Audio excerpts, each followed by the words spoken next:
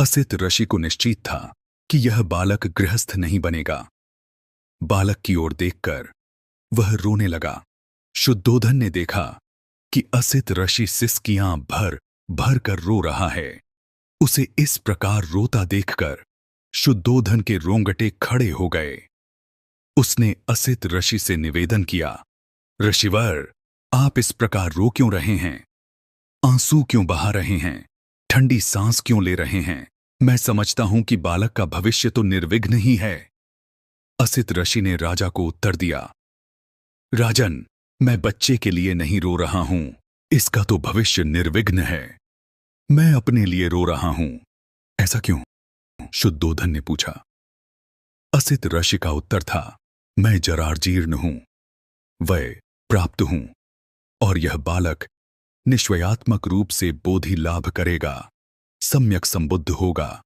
तदनंतर वह लोक कल्याण के लिए अपना धम्म चक्र प्रवर्तित करेगा, जो इससे पहले इस संसार में कभी प्रवर्तित नहीं हुआ है।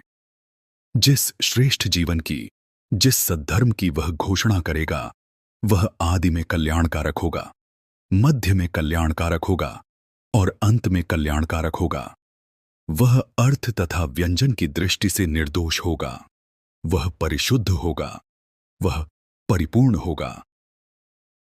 जिस प्रकार राजन कभी कहीं इस संसार में उदुम्बर गूलर पुष्पित होता है, उसी प्रकार अनंत युगों के अनंतर इस संसार में कहीं बुब्धोत्पाद होता है।